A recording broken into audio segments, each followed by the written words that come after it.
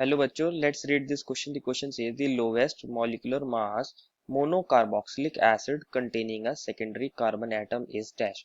बच्चों, इस क्वेश्चन के अंदर हमसे पूछा गया है ऐसे मोनोकार्बोक्सिलिक एसिड के बारे में जिसका मास भी सबसे कम हो और उसके अंदर एक सेकेंडरी कार्बन एटम होना चाहिए. तो फर्स्ट ऑफ ऑल बात करते हैं इस क्वेश्चन के अंदर हमारे की कंसेप्ट की. की कंसेप्ट क्या होगा बच्चों? हमारे पास नेचर ऑफ कार्बन एटम. बच्चों, हमें कार्बन एटम के नेचर का पता होना चाहिए कि वो प्राइमरी है, सेकेंडरी है या फिर टर्शियरी है.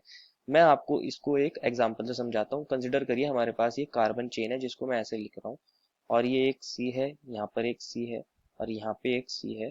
ठीक है, इसको आप ऐसे समझिए. बच्चों, अगर मैं बात करूं हमारे इस फर्स्ट कार्बन की, क्योंकि ये कार्बन सिर्फ एक ही कार्बन से अटैच है तो इस टाइप के कार्बन को बोलते हैं प्राइमरी कार्बन. जो कार्बन दो कार्बन से अटैच होता है उसको बोलते हैं सेकेंडरी कार्बन. जैसे ये वाला सी हमारे दो कार्बन से अटैच है, एक इस वाले से और एक इस वाले से. और जो कार्बन हमारे पास तीन कार्बन से अटैच होता है, ये वाला कार्बन, इस टाइप के कार्बन को हम बोलते हैं टर्शियरी कार्बन. और जो कार्बन हमारे पास फोर डिफरेंट कार्बन से अटैच होता है उसको बोलते हैं हम क्वाटरनरी कार्बन. और इनको ऐसे लिखते हैं 1 degree, 2 degree, 3 degree and 4 degree. अब हमें क्या चाहिए? ऐसा कार्बोक्सिलिक एसिड जिसके अंदर हमारे पास सिर्फ एक ही ग्रुप हो, एक ही कार्बोक्सिलिक एसिड ग्रुप हो. Mono means one. मोनो का मतलब क्या होता है? वन होता है. हमें ऐसा कार्बोक्सिलिक एसिड चाहिए जिसके अंदर सिर्फ एक ही कार्बोक्सिलिक एसिड ग्रुप हो और इसके अंदर एक सेकेंडरी कार्बन भी होना चाहिए, मतलब ऐसा कार्बन जो दो डिफरेंट कार्बन के साथ अटैच हो. तो बात करते हैं हम पहले हमारे कार्बोक्सिलिक एसिड की. कार्बोक्सिलिक एसिड है तो उसके अंदर ये वाला ग्रुप तो 101% प्रेजेंट ही होगा. C double bond O O H. अब हमें क्या करना है? कुछ कार्बन को लेना है कि वो सेकेंडरी कार्बन बन जाए. एक हमें कार्बन ऐसा चाहिए कि सेकेंडरी बन जाए. अगर मैं यहाँ एक कार्बन ले लेता हूँ तो ये वाला कार्बन तो हमारा प्राइमरी ही रहेगा, क्योंकि दो जगह से ये ऑक्सीजन से जुड़ा है, ये एक ही पोजीशन से जुड़ सकता है कार्बन से, तो प्राइमरी ही रहेगा.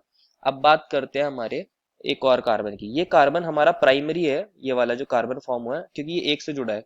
तो इसको मैं किसी और कार्बन से अगर अटैच कर दूं तो ये वाला कार्बन हमारा सेकेंडरी बन जाएगा और ये वाला कार्बन हमारा प्राइमरी बन जाएगा.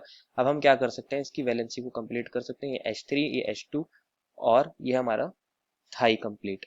अब अगर आप ध्यान दोगे तो इस कार्बोक्सिलिक एसिड के अंदर क्या है? ये एक मोनोकार्बोक्सिलिक एसिड है, क्योंकि इसके अंदर सिर्फ एक ही हमारे पास कार्बोक्सिलिक एसिड ग्रुप है. सेकेंडरी इसके अंदर एक ऐसा कार्बन है जो सेकेंडरी कार्बन है, ये बीच वाला.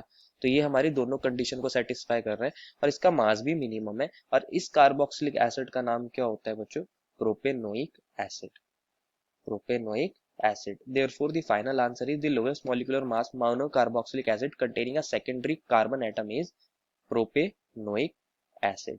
I hope you understood it well and best of luck.